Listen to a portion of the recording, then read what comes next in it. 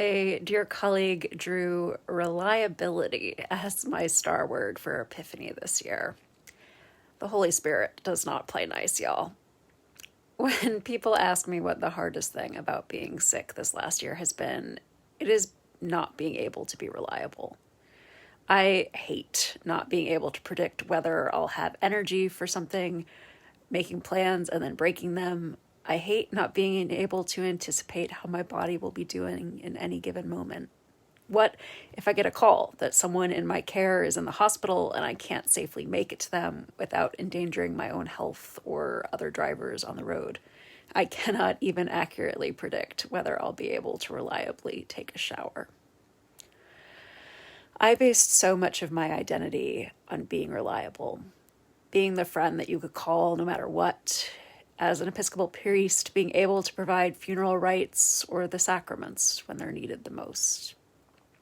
I am no longer reliable, and that has been hard as a person and as a priest. So instead, I have had to learn a more expansive and, I would argue, perhaps better understanding of reliability. I have had to relearn what it is that I can rely on. I've learned that I can rely on others.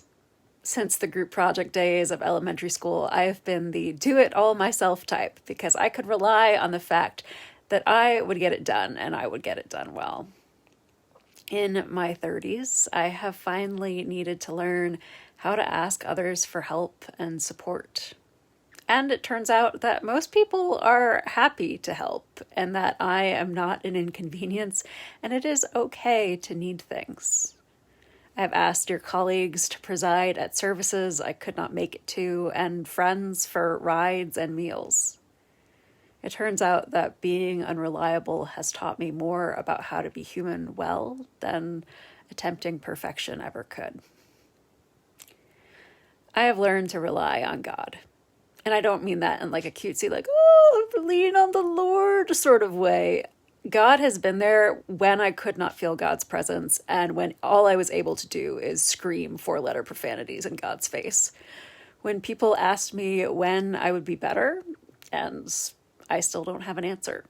When I felt utterly alone and broken, God was there with God's own wounds to sit with me in the utter nonsense of the last year.